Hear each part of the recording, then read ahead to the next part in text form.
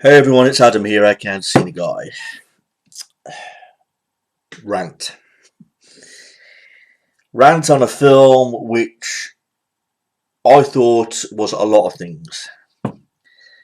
Depressing, upsetting, flat, forgettable. Alright. I remember on my old account, I did a brief rant on this movie, just explaining in a matter of minutes why I did not like the movie. How I generally thought about it, comparing it to the first Dumb and Dumber movie. You all know what I'm talking about. It's Dumb and Dumber 2. Okay. Uh, I went to see this movie in the cinema, back when it first came out. Everyone was talking about Dumb and Dumber 2. Everyone was all excited when they heard about Dumb and Dumber 2 was going to come out. Jim Carrey and Jeff Daniels re-inspiring their roles after 20 years and all that kind of shit. But the first one was a big hit, Dumb and Dumber. And when people say there's going to be a sequel of this movie, the whole point of sequels is they're meant to be better than the first movie. I mean, it's not always the case. There has been some sequels in the past that have been better than the first movie. I think Terminator 2 is better than the first movie. There's loads of films. I don't want to get into them because this is a rant about Dumb and Dumber. But the point is, when you make a comedy sequel, it's supposed to be funnier, better storytelling. Suppose the whole point of sequels are they're meant to get better as they go along. That's what it generally is. This wasn't the case in this movie. I'm so sorry. I mean, what I should have done really was just seen the trailer before I went to go and see this movie. Because basically, you already know what you're going to be up against once you see a trailer to a movie that's going to be released in cinema. I mean, it doesn't get released straight to DVD or Blu-ray or anything like that. I mean, this movie... the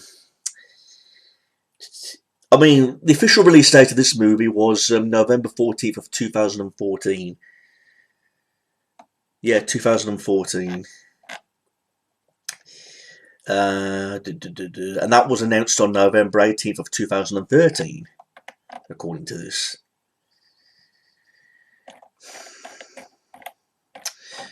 Alright, I'll get right to the point. I love Jim Carrey. Great comedian. He's done loads of roles which I think have been hilarious. I love him in The Mask, Ace Ventura, Man of the Moon, Liar. Bruce Almighty. He's done loads of roles. And The Grinch, some people have their problems with The Grinch, but I like The Grinch. Many people say he's more or less the same character in every single film that he's in. And I understand that to a certain degree because you can tell straight away it's Jim Carrey. If he's in a costume like the Grinch costume, you can tell he's like the same character like Ace Ventura, but just in a different costume. Or, you can tell when Jim Carrey's in a role. You can just know straight away it's him. But I love Jim Carrey. I grew up in the 90s loving his movies. I've not seen all of his movies, but for the ones that I have seen, I've been really impressed. This movie, Dumb and Dumber 2, is the only movie that I've seen with Jim Carrey so far that I've disliked.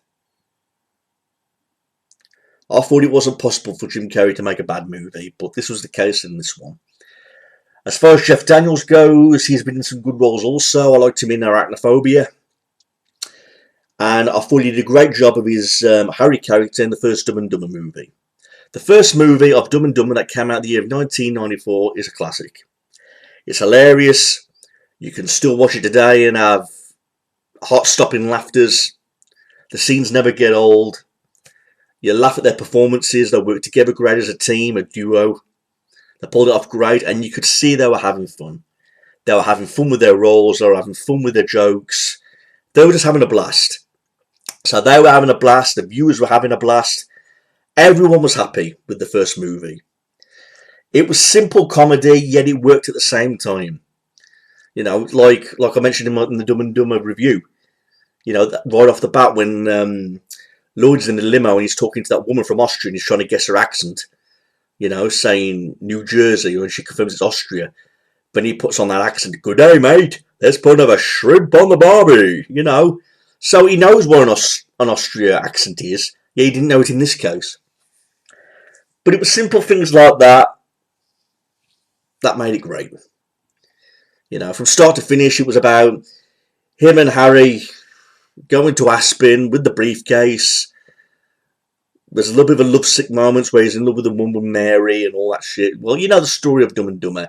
In this movie, I'm going to be honest with you, I thought this movie was forgettable. I've only seen the movie once when I went to the cinema, and that'll be enough for me. I only laughed twice during this movie. And even when I laughed twice, it wasn't like heart attack laughter. It was more like a little bit of a giggle. Just two scenes. The scene where they're at that filling station and Lloyd is looking at that dog. It's snarling, it's growling at him. It's ready to bite his fucking face off. And Lloyd's just there smiling, saying, "Are you smiling at me?" I giggled at that. I also giggled at the mail scene with the letter, where they return back to the address and they use the sender's address, you know, instead of the appropriate address. I giggled at that. The rest of the movie, you know, it was just, it felt like it didn't matter. Because unlike the first movie, I think this is Jim Carrey's poorest performance. You know, it's his poorest performance in this movie that I've seen so far. I mean, I've not seen the new Sonic the Hedgehog movie, but Jim Carrey in that, apparently, despite his age, is over the top, is crazy, is wacky, over the top comedy. Yet he didn't do that in this movie, as Sonic the Hedgehog came out afterwards. So what does that tell you? Does that tell you that he didn't really want to do this movie? Did it tell you that he was just doing it for the money? Because him and Jeff Daniels were nagged into doing the role?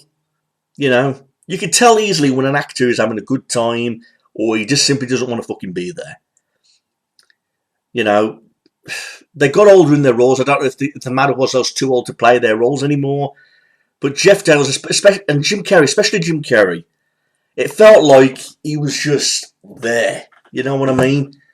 Many people say, "Oh, you should be grateful for the fact that we got these two guys back together." Fuck off. That's not the case. We expect to see a comedy.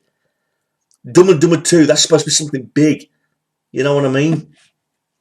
More funny than the first movie. But we didn't get that. It just felt like Jim Carrey didn't want to be there. He felt like he was pressured. You know, Jeff Daniels, you could tell he aged a lot in this movie. But you could tell at the same time he wasn't like into his role like he was in the first movie. You know, and I've said this time and time again about these actors who make comebacks or they're rinsed by their roles like 20 years down the line. You know, if it's not going to be done right, that it shouldn't be done. It's like a wrestler or a boxer or a footballer, you know, coming out of retirement 20 years later and they're competing again, hoping they can perform their abilities up to the best like they did all them years ago. It's just simply not the case. And that's one of the things that I find sad about the movie. Sad that we're seeing Jim Carrey and Jeff Daniels in this sort of position, expecting them to be just as good as like they were in the first movie, but they couldn't do it. Or maybe I could just be wrong, maybe, I don't know. But like I say, in this movie, right off the bat, we got Jim Carrey's character, Lloyd. He's got a beard, you know, in a mental state. Apparently, it's 20 years after the first movie. Harry's visiting him, and all along he was pulling off a prank, pretending to be in that condition. And he goes, "Gotcha." So he pulled a 20-year prank.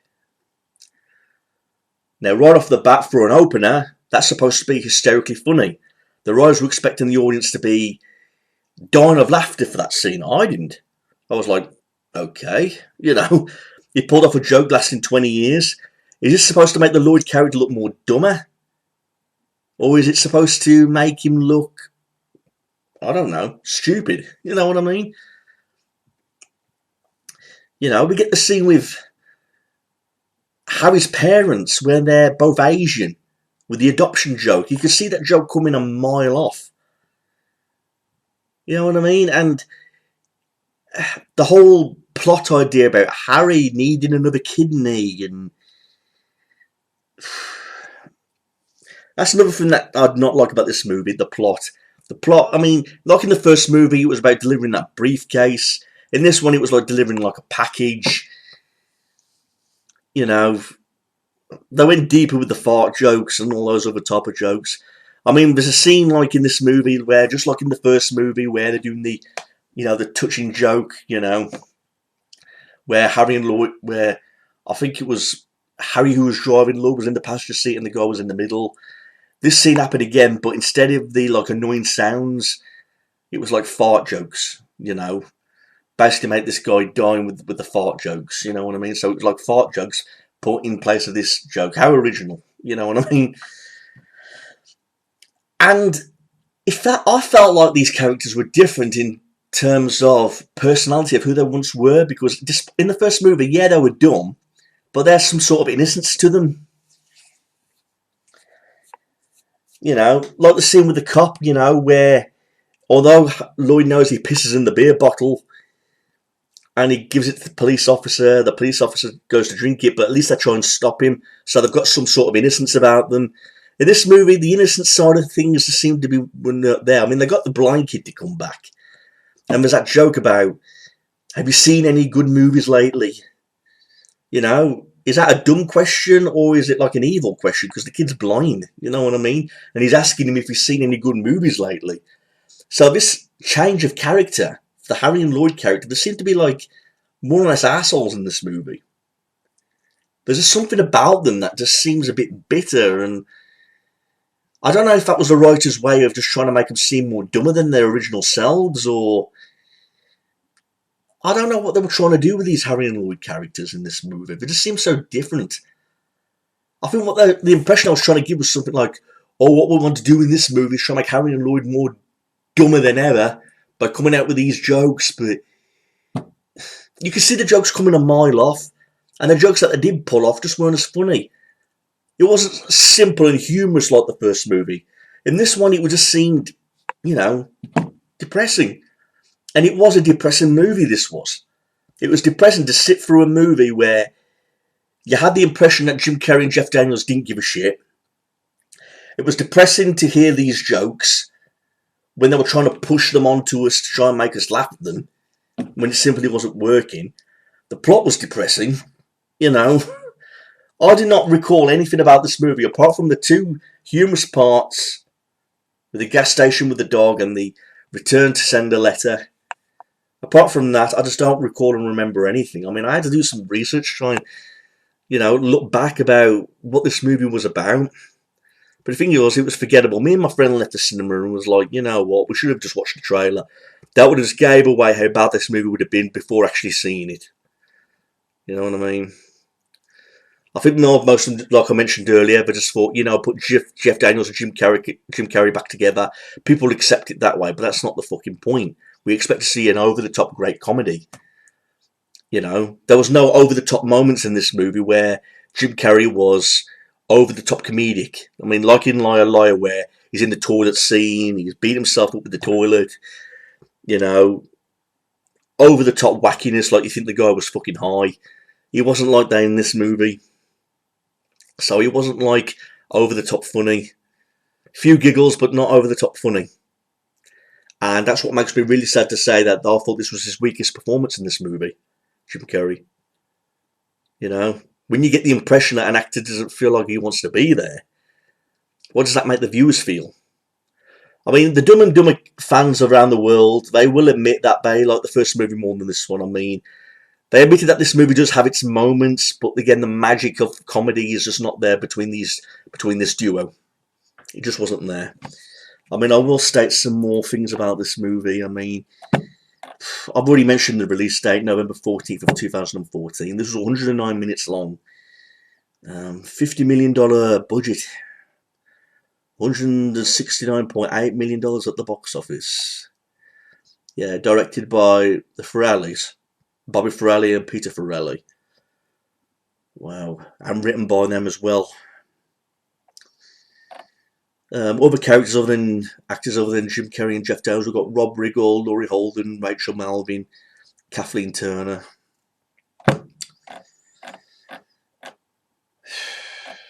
I mean, even the soundtrack, I mean, they even got the song from the original movie to open up as the intro in this movie as well. I'm like, jeez.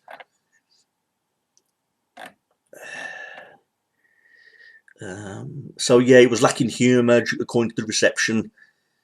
Everyone gave it different ratings, positive reviews, negative reviews, 50-50 reviews. I mean, it had an approval rating of 30% based on 147 reviews, with an average rating of 4.3 out of 10. That's fucking low.